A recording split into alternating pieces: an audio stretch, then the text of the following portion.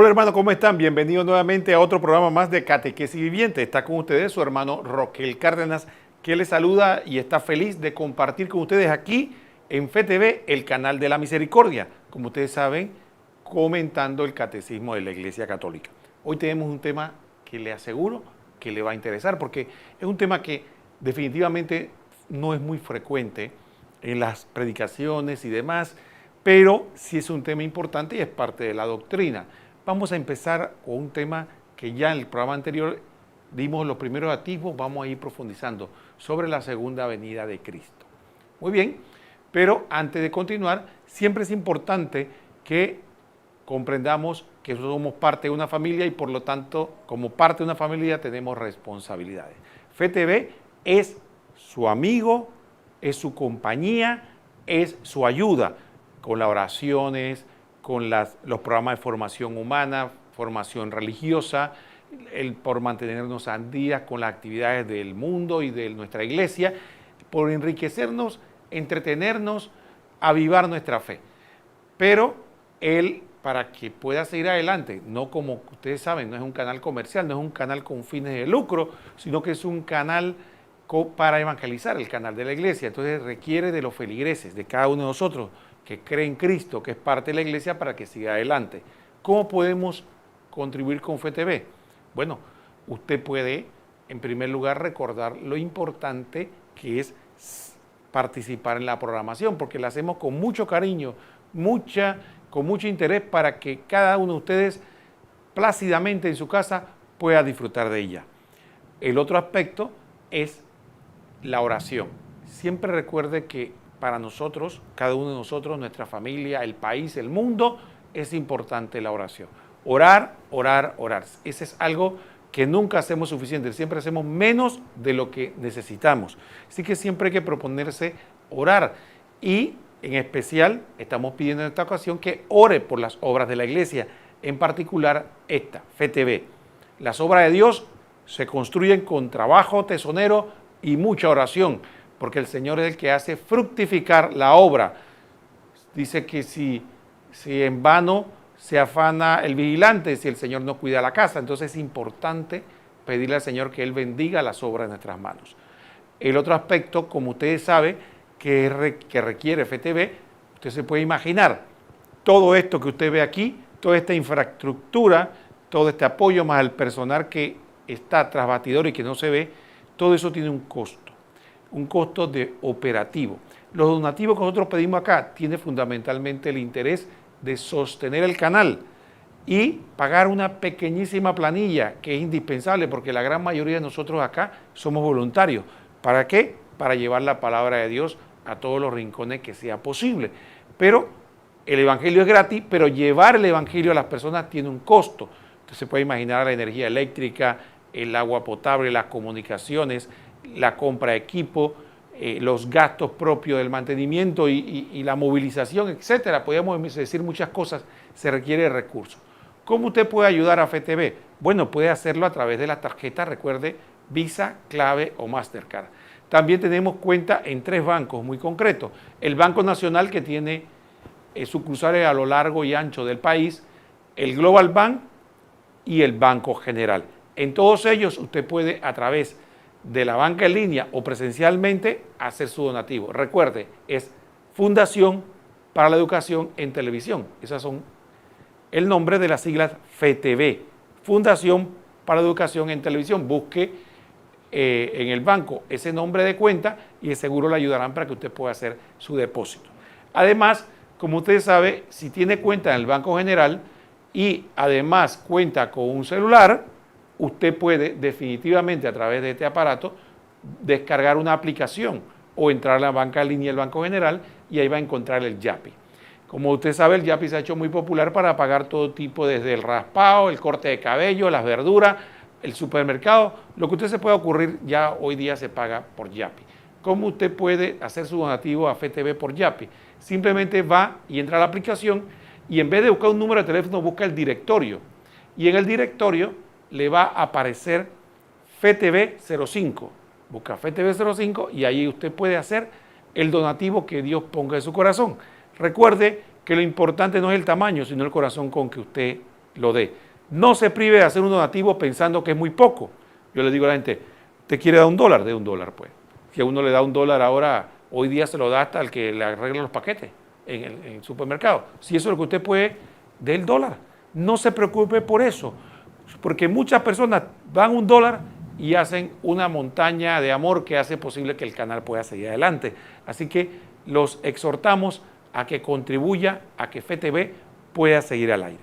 Dicho esto, vamos a entrar ya en materia y estamos comentando el catecismo, estamos en la parte del credo, específicamente hablando de Jesucristo, y dentro de eso decíamos que estábamos hablando de la segunda venida. Vamos a hablar de un aspecto de esa segunda venida. Vamos a estar en los numerales 673 y 674. El capítulo segundo, creo en Jesucristo, Hijo único de Dios. Artículo 7, desde allí de venir a juzgar a vivos y muertos. Y el aspecto que vamos a tocar. El glorioso advenimiento de Cristo, esperanza de Israel. Muchas veces nos ponemos a pensar cómo Israel, o mucho del pueblo de Israel, rechazó a Jesucristo y no lo reconoció como el Mesías. ¿Qué va a pasar? Sí, porque efectivamente hasta el día de hoy el pueblo de Israel no reconoce a Jesucristo como su Mesías, sino que está esperando un Mesías. Entonces, cuando Jesucristo vuelva, ¿qué relación hay del pueblo de Israel con respecto a eso? Bueno, vamos a empezar. El catecismo nos va a desgranar lo que la revelación nos habla al respecto. Que usted sabe que de todas maneras la segunda venida de Cristo siempre es un misterio.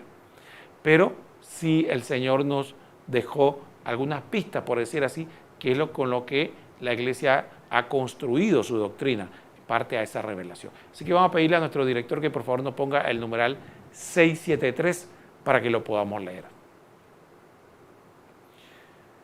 Numeral 673, dice el catecismo: desde la ascensión, el advenimiento de Cristo en la gloria es inminente, aun cuando a nosotros no nos toca conocer el tiempo y el momento que ha fijado el Padre con su autoridad.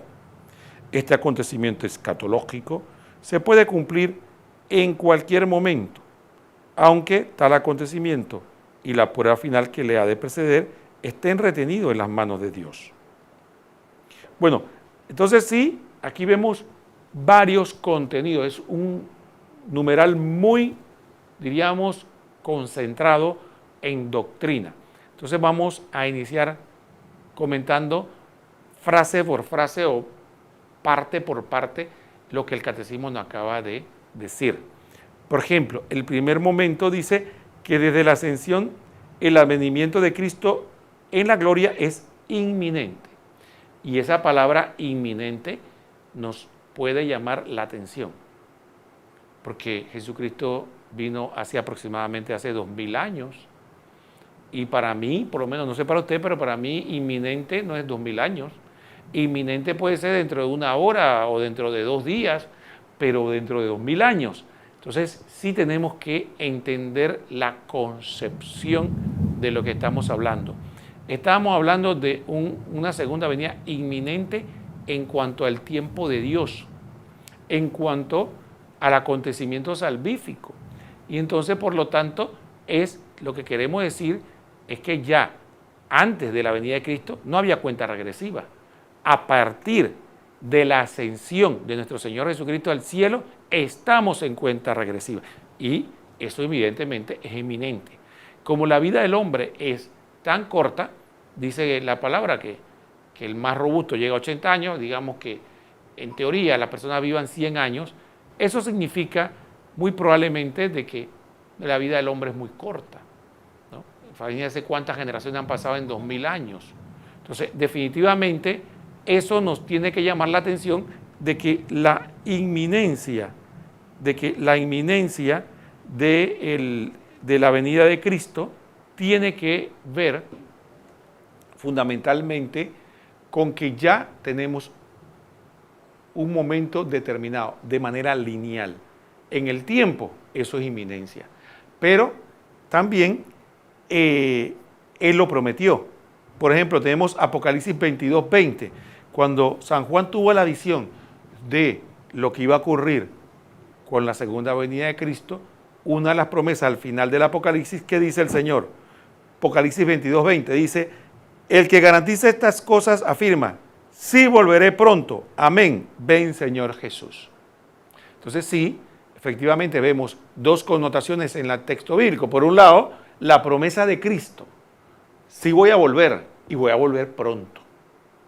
Y además la iglesia que clama eso. Ven, Señor Jesús. Entonces efectivamente lo estamos esperando. ¿Cómo decimos nosotros en la misa? Anunciamos tu muerte, proclamamos tu resurrección. Ven, Señor Jesús. Sí, la iglesia está en espera. Es como la esposa o la novia que está esperando a su esposo. Entonces sí, es un momento. Imagínense la novia, ¿no?, que está ansiosa de encontrarse con su esposo para tener la boda. Dicho esto, entonces tenemos ese aspecto muy importante, pero vuelvo a repetir, ya esa pregunta que usted se puede estar haciendo, ya San Pedro también se la hizo. San Pedro dice, no es que dure o demore el Señor en cumplir sus promesas, sino que está usando de misericordia, de paciencia con ustedes para que se conviertan. Entonces el Señor no es que está, diríamos, retardando, sino que quiere que todo el mundo se convierta y nos está dando tiempo a la humanidad de esa conversión. El otro aspecto también que San Pedro muy ágilmente hace una comparación interesante. Dice, ¿qué es el tiempo para el Señor? Bueno, un minuto, un segundo. Para nosotros, de Dios es como 1000 años. Nuestro hace esa comparación para que uno pueda entender que el tiempo de Dios y el tiempo nuestro no es el mismo. Entonces sí, en la revelación divina se habla en función del tiempo de Dios. El otro aspecto que dice el catecismo, estábamos hablando ya de que Jesucristo, después de la ascensión, ya viene. Es inminente, ya prometió y es una verdad de fe. Estamos esperando que Jesucristo vuelva. No es que la historia de la humanidad es indefinida. Muchas personas dicen, no, aquí el mundo va a seguir miles y miles y miles de años, millones y millones y nunca va a parar, va a haber seres humanos y la tierra. No, hay un fin. Y Jesucristo lo validó. Va a haber un fin de la presente situación. La otra cosa que dice el catecismo, aun cuando a nosotros no nos toca conocer el tiempo y el momento que ha fijado el Padre con su autoridad. Aquí volvemos a lo que hablamos al inicio. Creo que todos hemos tenido la experiencia, ¿verdad? Todos hemos tenido esta experiencia cuando escuchamos, viene el fin del mundo.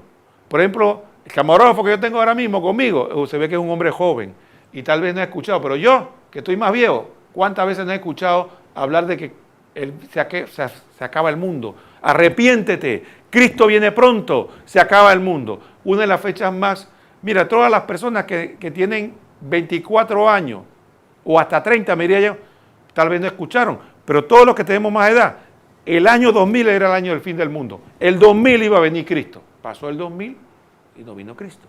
Después cuando vino el 2012 se acabó porque el calendario maya nada más llegaba hasta el 2012, eso significaba que venía el fin. Hicieron hasta películas y todo del 2012. Cada vez que se desata una pandemia, una guerra, algo, dice, aquí es que va a venir el fin del mundo. Cuando vino el COVID, la gente decía, estos son los signos de que el fin de acaba.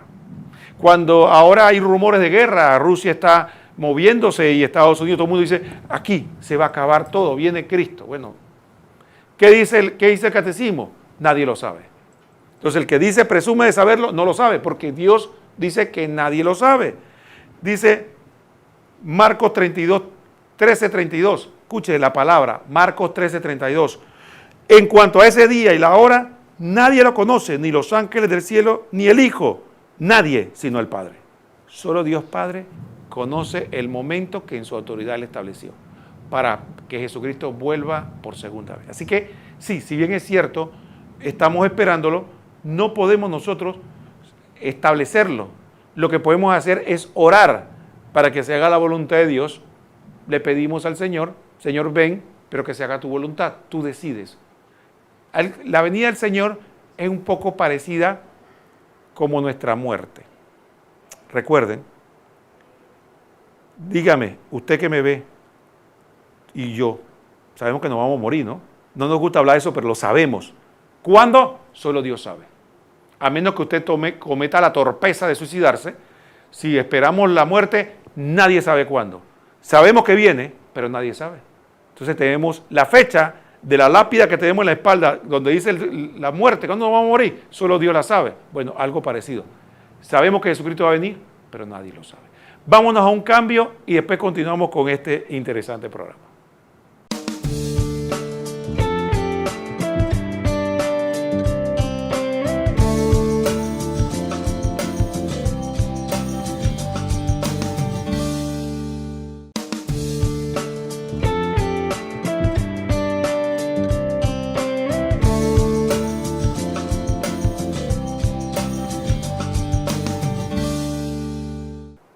Muy bien, hermanos, continuamos con el programa, Catequesis Viviente, estamos en el segundo bloque y ahora, este es el bloque que a mí más me gusta, porque es el bloque como el corazón, es donde podemos darle sustancia. Habíamos quedado hablando de que Jesucristo va a venir, de que una vez ascendió, sabíamos que ya empezó la cuenta regresiva.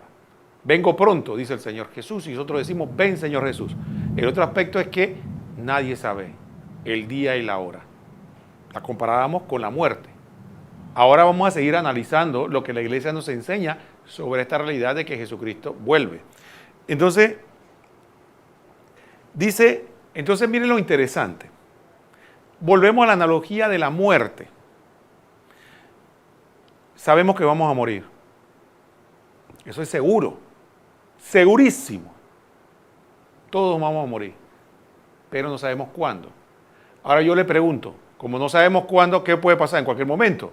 En este momento yo estoy aquí vivo por la gracia de Dios, por la misericordia de Dios, me mantiene vivo. Por aquí me puedo desplomar en este momento un ataque cardíaco, qué sé yo, y me morí. O sea que puede ser inminente. Entonces el hecho que yo no lo conozca no significa que va a pasar 100 años para que ocurra. Entonces igual ocurre con la venida de Cristo. Entonces el hecho que no lo sepamos no significa que tenemos que coger los mangos bajitos, como decimos en Panamá, vamos a tomarla suave. Mire que el Evangelio es tan sabio que, mira, podríamos hablar un poco como ocurre aquí, ¿no? Dice Jesucristo que, ¿cómo será su segunda venida? Bueno, él la compara mucho con un trabajador. Dice que el jefe, el dueño, le dice a los trabajadores, oye, te voy a dejar a ti encargado de los trabajadores para que sigas, pero me voy de viaje y regresa. ¿Qué piensa el trabajador? ¿No? Como si fuera panameño. Dice, no hombre, ¿cuándo vuelve? A cogerlo suave. Entonces dice la palabra que toma las cosas suaves, no hace su trabajo, y el día que menos espera, llegas el dueño y lo sorprende no haciendo. ¿Qué va a ocurrir, dice Jesús, con ese que no está haciendo su trabajo? Va a recibir su castigo, porque no estaba haciendo su trabajo. Bueno, algo parecido. Entonces nosotros, como no sabemos, tenemos que estar permanentemente alerta. Nadie sabe el momento.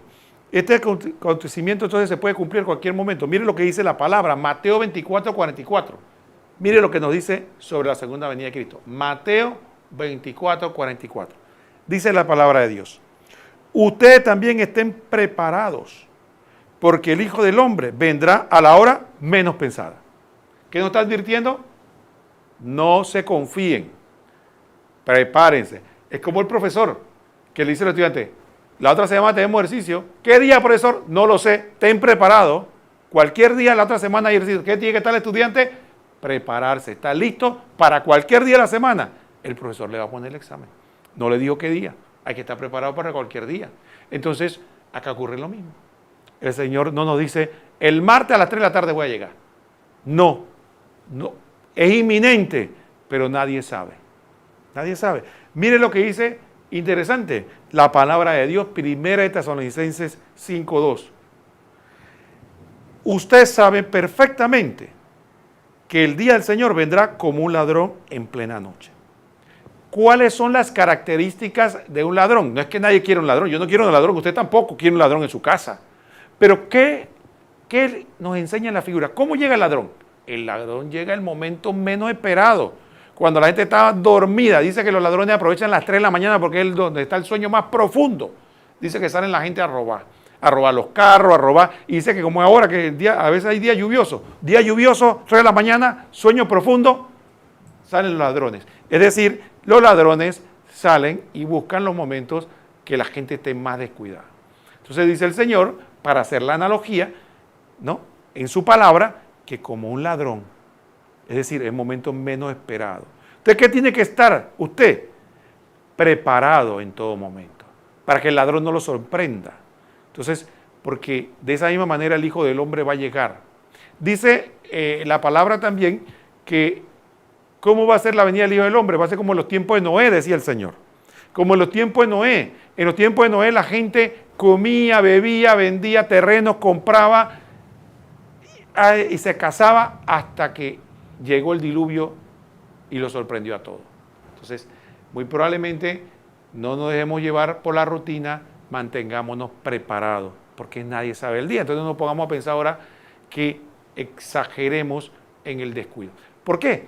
Porque el encuentro del Señor, si bien es cierto, no nos puede sorprender en su parte de su venida gloriosa, el Señor va a venir por nosotros también si vamos a morir.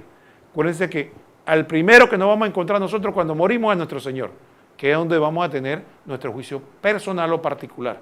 Así que veámoslo en las dos connotaciones. Importante estar siempre preparado, porque no sabemos ni el día ni la hora de nuestra muerte, ni el día ni la hora de la segunda venida de Cristo. Entonces, ¿qué otro aspecto tenemos que destacar de este numeral? Aunque tal acontecimiento y la prueba final que le ha de preceder están retenidos en la mano de Dios. Entonces, ¿qué tenemos que vivir nosotros? Preparados, pero no alarmados. ¿Usted piensa que esta época es la única donde hay gente que Cristo viene pronto, arrepiéntanse, ya el Señor, la venida del Señor está inminente? Y no crea que estoy hablando solo de nuestros hermanos no católicos, también estoy hablando de los católicos. Ya hoy día hay católicos finimundistas que andan todo el tiempo viendo que la aparición tal dice que viene Cristo, ya ahora, mire lo que está pasando en la iglesia, que el mundo se va a acabar. La respuesta es la palabra de Dios. Busquemos la palabra de Dios. ¿Qué nos dice la santa palabra de Dios? Que muchas veces nos ponemos a escuchar gente por ahí, mensajes, en vez de estar buscando en la santa palabra de Dios, que es lo que Dios nos dio de manera infalible para que nosotros nos encontremos con Él. Miren lo que dice la palabra, 2 Tesalonicenses 2, del 2 al 3. Que no se dejen perturbar fácilmente, ni se alarme, sea por anuncios proféticos o por palabras o cartas atribuidas a nosotros, que hacen creer que el día del Señor ya ha llegado. Que nadie los engañe de ninguna manera, porque antes tiene que venir la apostasía y manifestarse el hombre impío, el ser condenado a la perdición. Entonces, sí, efectivamente, primero, no nos debemos perturbar. Segundo, el estar preparado no significa estar asustado. Lo que significa es eso. Imagínese un estudiante que, volvemos al ejemplo, a que va a hacer un examen, tiene que prepararse sosegadamente, concienzudamente, e ir lo más tranquilo posible preparado para el examen. ¿Quién va a estar asustado? El que no está preparado. Pero el que está preparado va tranquilo porque yo sé a qué me voy a enfrentar. Entonces, eso de estar asustado es de la gente que no está preparada, porque el que está preparado, con la conciencia tranquila, está preparado. Así que no se perturben, dice San Pablo. No se dejen engañar, no se dejen perturbar por gente por ahí, revelaciones, todo lo que dice San Pablo. Pero además de eso, el siguiente numeral nos va a hablar de algunas señales que también nos pueden ayudar a discernir el tiempo. Si queremos hablar de la segunda venida, bueno, vamos a ver las señales, que la Biblia nos habla acerca de algunas señales que hablan de la segunda venida. Y esto es muy importante. Vamos a pedirle a nuestro director que nos ponga el siguiente numeral, el 674, que nos habla algunos atisbos de estas señales de la segunda venida. Numeral 674. La venida del Mesías glorioso es un momento determinado de la historia. Se vincula al reconocimiento del Mesías por todo Israel, del que una parte está endurecida en la incredulidad respecto a Jesús.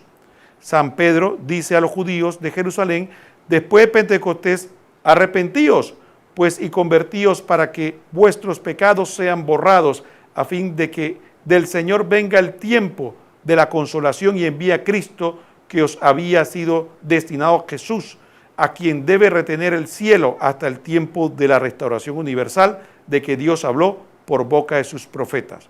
Y San Pablo le hace eco, si su reprobación ha sido la reconciliación del mundo, ¿qué será su readmisión sino una resurrección de entre los muertos?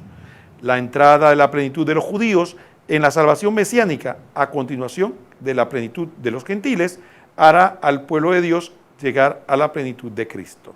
en la que cual Dios será todo en nosotros. Entonces sí, empecemos por el primer aspecto que queremos destacar. Primer aspecto, definitivo. Uno de los signos que nos dice, y es claramente encontrado en la carta a los romanos, cuando la carta a los romanos es escrita, una de las cosas que San Pablo aborda es el endurecimiento de sus paisanos. Dice que le causa un gran dolor. San Pablo dice, me duele muchísimo. Es más, llegó a decir una frase que puede resultar hasta un poco, diríamos nosotros, extraña. Dice que lo que le entusiasmaba a él, evangelizando a los gentiles, era ver si provocaba celos entre sus paisanos. Parecía al menos algunos se convertían. Pero estaba muy triste San Pablo porque no reconocieron al Mesías el pueblo de Israel. Sin embargo, él dice, pero eso no va a ser para siempre. Va a haber dos acontecimientos importantes, la conversión del pueblo de Israel y la venida gloriosa de Cristo. Dice el catecismo, la venida del Mesías glorioso en un momento determinado de la historia del que una parte está endurecida en la incredulidad respecto a Jesús, ¿no? Entonces significa Romanos 11, 20, mire lo que dice la palabra, Romanos 11, 20 y 25. De acuerdo, pero ellas fueron cortadas. Tengo que hacer una explicación. San Pablo hace una analogía interesante acerca y habla del olivo. Dice que el olivo natural fue el que Dios plantó, era el pueblo de Israel. Y después de ese olivo natural, nosotros fuimos como trasplantados, fuimos como injertados en ese olivo y que entonces nosotros nos convertimos en el nuevo pueblo de Dios, alimentado de esa savia. Acuérdense que la Virgen María, Jesucristo, los primeros apóstoles, los primeros cristianos, ¿de dónde vienen? Del pueblo de Israel. Y toda nuestra fe está cimentada, fundamentada en el Antiguo Testamento junto con el Nuevo Testamento, que es la revelación divina dentro del pueblo de Israel. Entonces nosotros somos, dice San Pablo, como los que venimos de un origen no judío, nosotros somos como el olivo silvestre, que fue injertado en el olivo natural. ¿Y qué dice San Pablo? Dice, de acuerdo, pero ellos fueron cortados por su falta de fe, el olivo, que era el pueblo de Israel. Tú, en cambio, estás firme gracias a la fe. No te enorgullezas por eso, más bien teme. Hermano, no quiero que ignores este misterio, a fin de que no presuman de ustedes mismos. El endurecimiento de una parte de Israel durará hasta que haya entrado la totalidad de los paganos. Entonces, esto, como hubo un tiempo para el pueblo de Israel, el pueblo de la promesa, el pueblo de Abraham, de Isaac, de Jacob, el pueblo predilecto de Dios, el pueblo al que Dios se reveló, pero que iba a ser el medio por el cual Dios iba a dar la salvación a todo el mundo, ese pueblo se endureció. Y entonces la salvación se le abre a todos los paganos, es decir, a todo el resto que no son israelitas. Entonces, el endurecimiento de Israel llevó consigo, dice la palabra, a que la evangelización abriera a todo el mundo, porque Dios quiere que todos los hombres se salven y lleguen al conocimiento de la verdad. Entonces sí, a partir de ahí vemos que uno de los signos importantes de la segunda venida de Cristo es efectivamente la vuelta a la fe de Dios, del Dios de Abraham y la fe del Mesías verdadero, nuestro Señor Jesucristo. Entonces, punto importante sobre ese tema. Vamos a hacer el segundo cambio para ir al tercer bloque. Como ustedes saben, en este bloque que sigue empezaremos con un reportaje de Monseñor José Ignacio Munilla, que va a comentar el compendio del Catecismo de la Iglesia Católica hablando de este tema.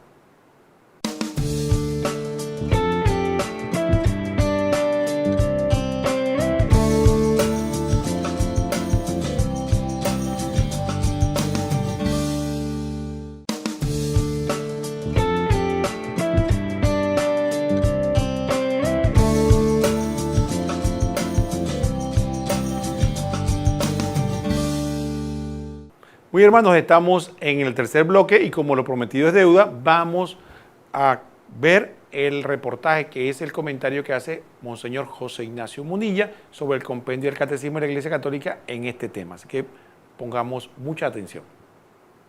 Número 134 del compendio del Catecismo de la Iglesia Católica. ¿Cómo se realizará la venida del Señor en la gloria? Y responde: después del último estremecimiento cósmico de este mundo que pasa, la venida gloriosa de Cristo acontecerá con el triunfo definitivo de Dios en la parusía y en el juicio final.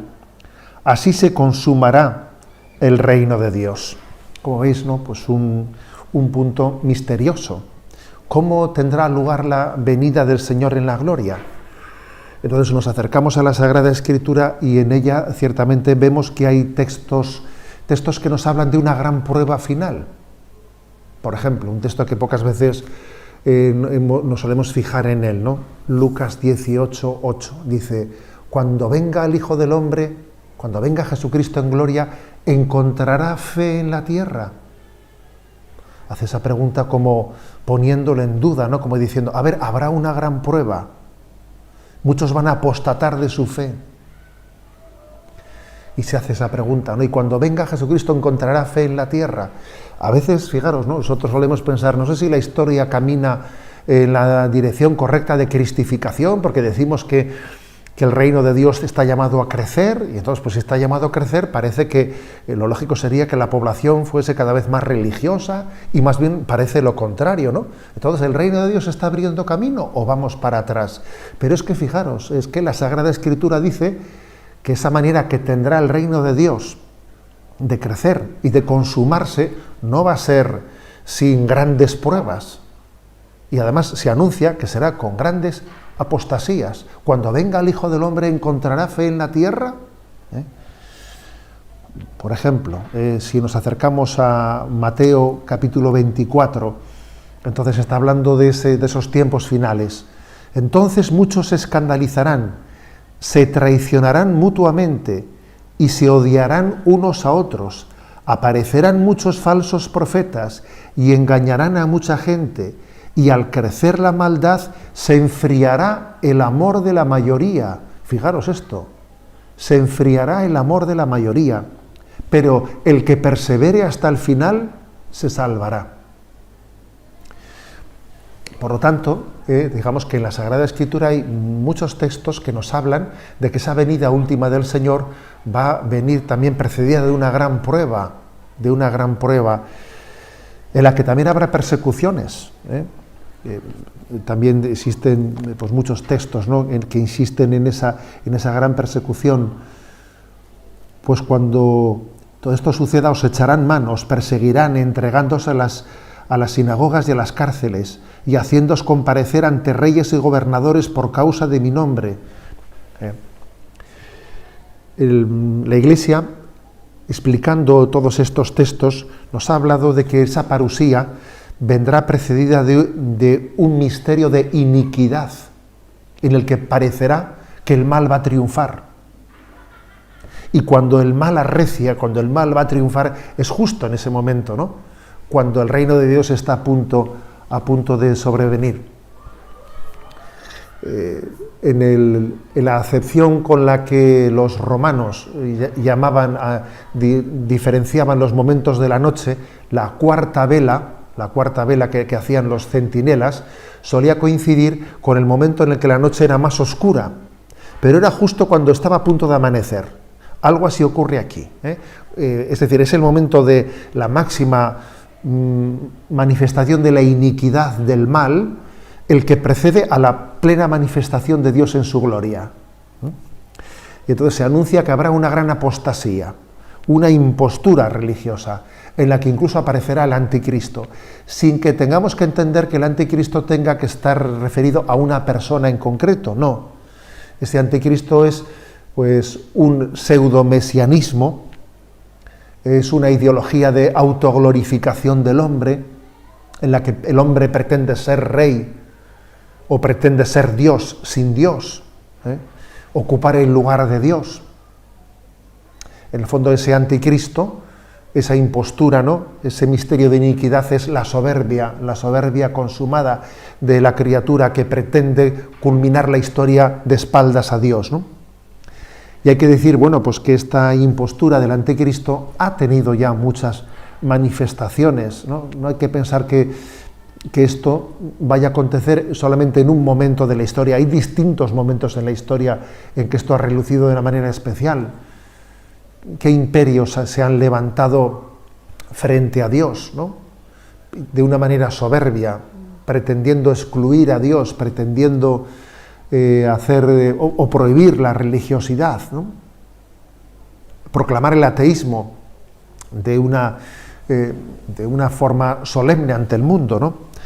También a veces ha acontecido este misterio de iniquidad desde falsos misticismos.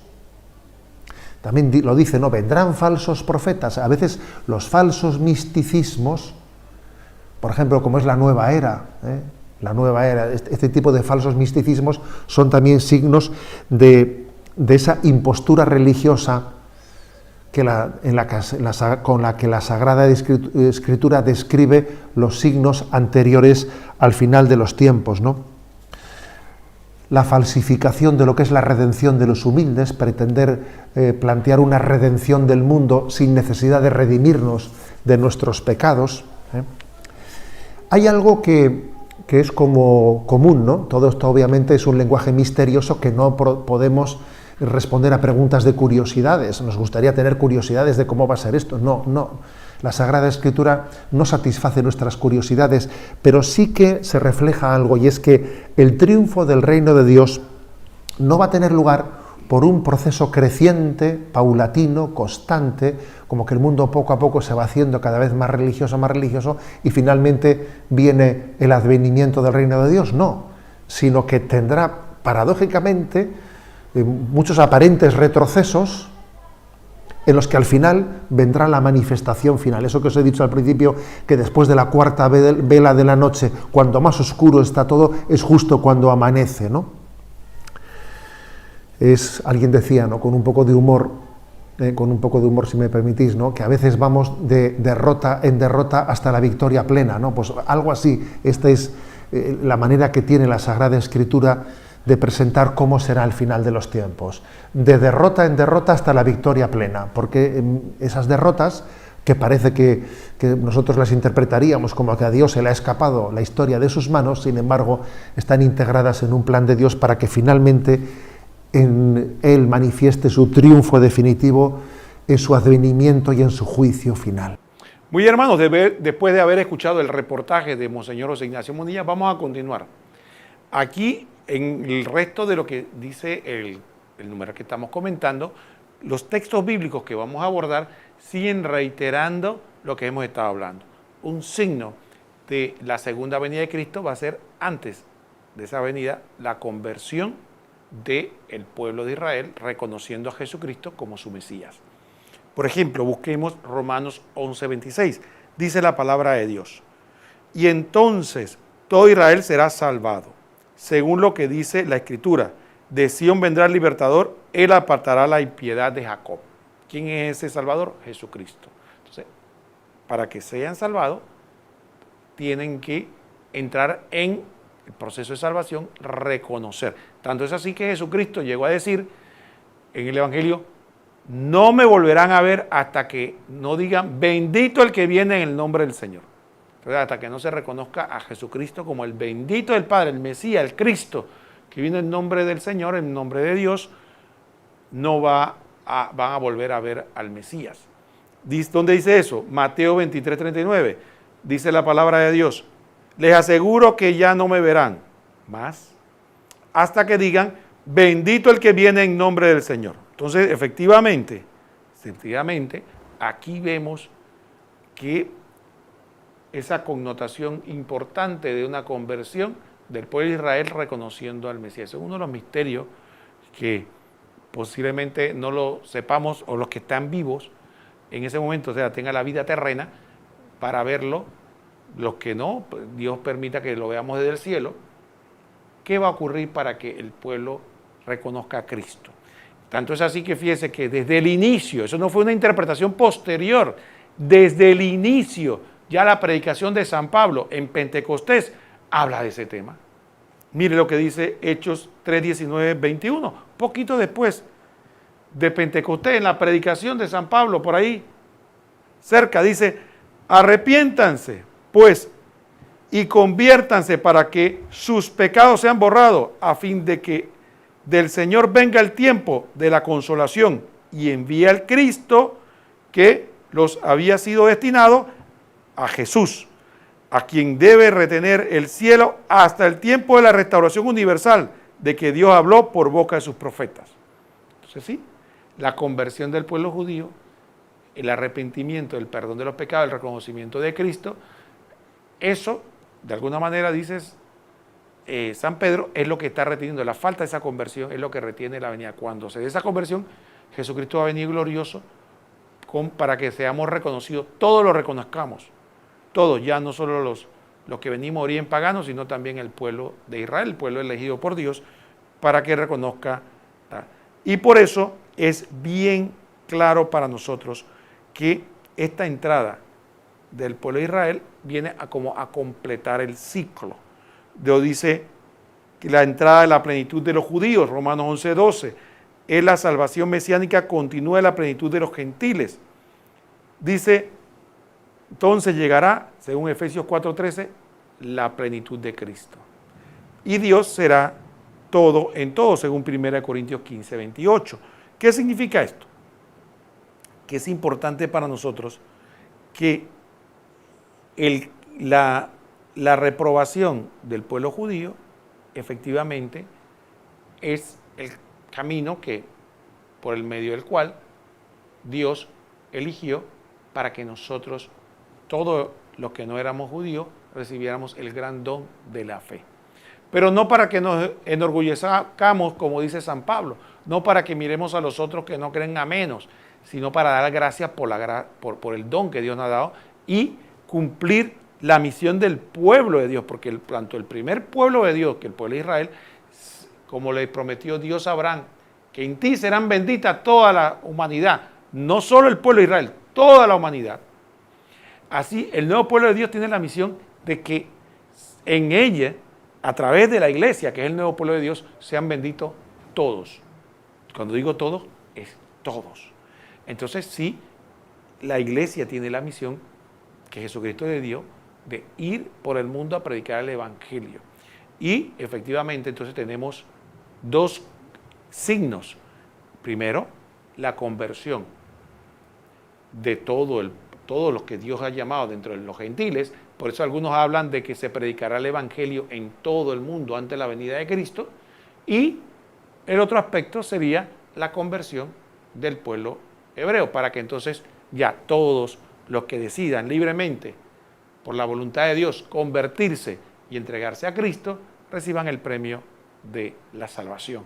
Y Jesucristo sea reconocido por todos, porque es lo menos que puede hacer esta pobre humanidad por aquel que se entregó y murió por nosotros y por nuestros pecados, que nos amó primero, dice la carta de Juan, que en qué se manifiesta el amor de Dios, que cuando éramos enemigos de Él nos entregó a su único hijo, su querido hijo, para que sufriera y muriera por nosotros y pagara por nuestros pecados. Entonces, lo menos que puede hacer esta pobre humanidad es reconocerlo. Por eso el reconocimiento de nuestro Señor es no solo un acto que completa todo el aspecto, sino un acto de justicia. Un acto de la justicia divina que efectivamente tiene que establecerse. Tenemos que hacerle justicia a Cristo. Entonces, por eso San Pablo decía que toda rodilla en el cielo, en la tierra, en los abismos, tiene que doblarse ante el nombre de Jesús, reconocer la grandeza, la magnificencia, el poder de Dios. Entonces, dicho esto, hermanos, entramos en estos programas en la escatología, en las cosas finales. Interesante tema que dicen algunos que los católicos no tocamos, pero ven que sí lo tocamos, aquí lo estamos tocando. El siguiente programa los invitamos a que se mantenga con nosotros y nos vea aquí en Catequesis Siguiente, porque vamos a seguir hablando de algunos otros aspectos de la segunda venida de Cristo interesante. Así que quédese aquí en FETV el canal de la misericordia. Y en cuanto a mí, se despide de ustedes y le desea a todos que el Señor los bendiga.